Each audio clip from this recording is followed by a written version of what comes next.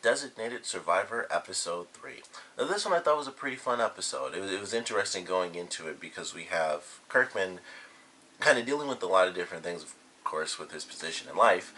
And, he goes through and he learns a couple of different lessons. And this one was really focused on kind of family and the people around you. Like, the family as well as the other people who are kind of your family now since you're, president. They have to be around you almost 24/7. So, him going through this episode I thought was actually really entertaining. So we start off, of course, we get to find out who's in the rubble. It ends up just being this random person who, by the end of the episode, we find out wasn't in the chair that he was initially in, like 6 seconds beforehand. We find out there's some other extra stuff where I think they say it was like 30 seconds or like 2 minutes or something. There's like a crazy amount of time where there's just no feed. It cuts out way before the bomb actually goes off. We don't really see what the case is or, really what's happening. So it turns out that this survivor, he may or may not have been involved in it, but he didn't die because he wasn't in his seat. And he got up for a certain reason. And I was wondering if that might actually end up being the case where it was some sort of crazy treason type thing where it was actually Americans that were doing this. It could easily be that they, make it a different terrorist group or something, but I thought it was very interesting. I was like, okay, this might be headed towards my initial guess, which was that it was actually someone within the government who wants to be like, let's tear down the system, that sort of thing. So it could be going towards that. He could also actually be working with the terrorist group, and nobody knew that. But we also have Kirkman dealing with actually naming, well, not himself, but someone putting the information out there, naming, I want to say it's Al Sakar was the name of the terrorist group. And it's like, okay, well, now that's been put out to the world, and, no one, Kirkman especially, he didn't want that out there because he's still not 100% sure that those are the people that he needs to go after. Like, he doesn't know 100%, so he doesn't want to make any, swift movements or anything like that, or rally the people together behind something that could easily just be wrong. And then it's like, great, well, now all this information was totally wrong, but everyone expects me to, have the perfect answer and stuff because I'm president. And I like the way all that played out. I thought it was well done. I think it was cool going through it. Of course, just like him, I thought for sure it was the congresswoman, and I was just like, man, I don't know. I'm still not 100% sure that I trust her, but she is fairly honest. She mentioned, because he asked her, like, you said you didn't want the job. And she's like, it's true, but yeah, not right now. Primaries are coming up in like, I think she said 2 years or like 2.5 years or whatever.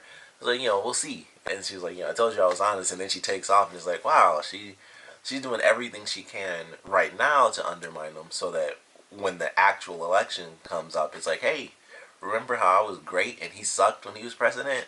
Yep, my turn. So I thought that was interesting because I thought for sure that would kind of be her play where she would just try to do it right now. Like, hey, let's get this guy out of here and get me in there because he's clearly not prepared for it, compared to me. But she knows how crappy it is right now, and she's like, you know what?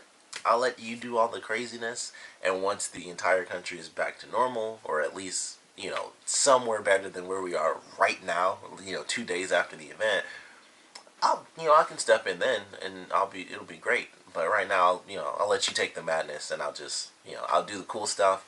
You do all the, important stuff, and then I'll do the important stuff later when everything's already fine and everybody likes me more than you. So I thought that was interesting. I was like, okay, she's still gonna keep doing it. I'm sure she's gonna have other scenes and other episodes where she's like, yep, I'm gonna do this thing and show him up as president so that in 2 years when my time finally comes, people will remember all the great things I did compared to the man who was president at the time. So she's still someone to look out for, but she's not gunning for his position just yet. But considering what she's trying to do, or at least what I gather she was trying to do based on what she said, there are going to be a lot of things where she's like, oh, well, check this out. He's not doing this right. I would have done this, which everyone, of course, will most likely agree is better. So it'll be interesting to see her kind of play that role where it's like, I don't want this right now, but I will make you look like a fool because I do want it later. Because with him technically being president, he would still be in the running. He would have to be, like, because he's the president. So, and it's his first term. Technically, it would kind of throw off the whole thing. But I don't know. We'd have to see exactly how that would all play out. So I don't really know what she's going to be doing exactly, but she's still someone to look out for. As honest as she is, she's still someone to look out for. So I actually like that about her character. And then, of course, we have um, Aaron, who eventually ends up being named Chief of Staff by the end of the episode. And that actually goes against what Kirkman wanted to do. Him, of course, putting out the information. But he's like, I need someone like that who is, really political and stuff like that, who's, the opposite of me. So that's why he names Aaron over his former assistant, and he makes her like a specialty advisor. And he says that she'll still have the same access and everything. I thought, I don't know, politics and stuff. I thought you could have like a joint chief of staff. I thought that was the thing, because that's what I thought was going to happen. He would just make both of them chiefs of staff, and they would maybe joint chief of staff is a totally different thing than what I'm thinking it is. But that's what I thought was going to actually end up happening, is that he would just choose both of them, and so split it down the middle, and you each advise me, and sometimes I'll do what you say, sometimes I'll do what you say. But he decided to go with the person who's basically the opposite of him, so that he can have 100% himself, and then someone who's basically the exact opposite, so that they can truly find that middle balance. Because he doesn't want someone just like him, because it's like, well, I won't truly see the other options if I only see what I want to see, or how I think about it. If we think the same way, we'll only see one side, and it'll just be a straight line down that path. So he needs someone where it's like, sometimes he might actually do something that he wouldn't have done himself. So I thought it was an interesting choice. I don't know if I would have done the same thing. Maybe I would have. I mean, it is one of those crazy things where it's like, sometimes in certain positions you need someone to be the exact opposite and want you to do the complete opposite of what you would normally do. So it's hard to say, of course, especially being president. That's a even more different situation. But I thought it was cool. And then we have the ending where he's like, you forced me to, you kind of forced the timetable, but we're going to make this work, and I want you to get everything that you possibly can, or, you will have a timetable for when you end up getting fired. And right after that, we have this random woman show up, and she gives Aaron a file, and he's doing research on Kirkman, which I guess makes a lot of sense, actually. But I don't know if that's good or bad. Just like with the congresswoman in the last episode, it's like, what extra information, if you need any extra information, that makes me not trust you. It means you're trying to find something. But I don't know, maybe he's, I mean, he's invested. He seems to truly be invested, so maybe he's just trying to get all the crappy stuff, ahead of time. Like, all right, look, I had some research done on you. I got these files. This happened, that happened. The woman even says, or, he asks her, like, is there anything good? And she says it depends on which side you're on. So I'm assuming that means it's going to be some sort of super early scandal, which fits perfectly with this series, because he's already about as best as he can be, and everybody still hates him. And of course, with the episode even being called The Confession, he's already been hit with two huge blows in this one, like him admitting that he was basically fired. He was, asked to transfer to a new position, which was outside of the cabinet. So basically, he was fired, and that just added a whole new level of him, not being qualified by people.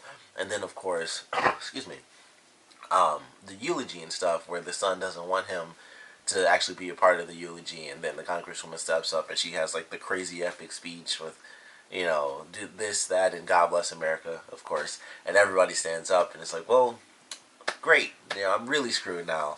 So he's got a lot going on, and he's still about as good as he can possibly be, I think, in this situation. And then if there's some actual bad news, who knows what that's going to do for his character. So I'm excited to see what this random information is going to end up being.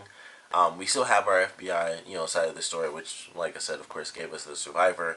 But we do also find out that the person, hopefully her name really is Wells. I really have to look up the characters' names.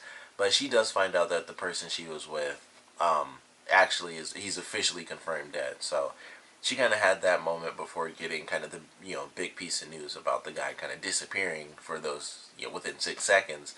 But I'm excited to see where they take this now, because she seems to be, we have our couple of people. It's like we have the congresswoman who is fairly neutral, but still gonna try to undermine him. We have Aaron, who's kind of a bit of a mystery. I would assume he's loyal, and he's just trying to get extra information. We have the general, who's clearly trying to go against Kirkman and try to get rid of him. And then we have kind of our FBI people, who seem to be completely on Kirkman's side. It's like, hey, we aren't in the White House. We're just trying to figure out who the heck did this. We have theories and stuff like that, and we need to really help him figure out exactly what's going on, because this isn't like, leading or anything. Their whole thing is just, let's figure out who the heck did this, how they did it, and all this other stuff. So I'm kind of excited to see how the stories start to really blend together. And, with the FBI characters, so far they're somewhat separated. Of course, we have the deputy director. They actually do meet with the president in the last episode, and he's in the command center in this episode, and he kind of gives him the extra theory, like maybe this was somewhat planted and stuff, things like that, because they get the whole network hack, and it's like, why would anybody do all this extra stuff? Like, even Kirkman says it himself, like, why in the world would anybody go through all this craziness when they could just make a video like they have for the past 10 years? They just do it this way, but instead they go through the crazy super government White House hack and leave a single video file. Like, that's their big plan, to say this is the enemy.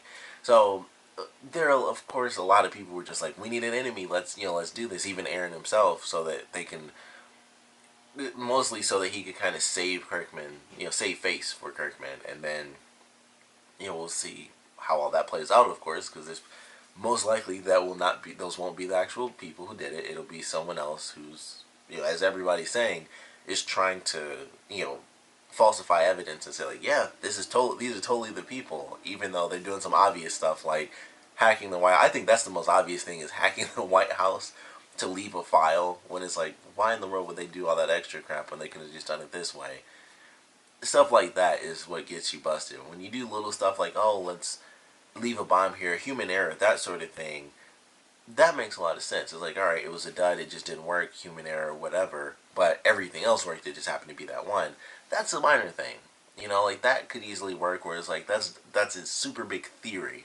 Of course, they're now getting evidence of that with the guy not being in a seat and, little stuff like that. But doing the whole White House hack, I'm like, that's way too obvious that it's not going to be these actual people.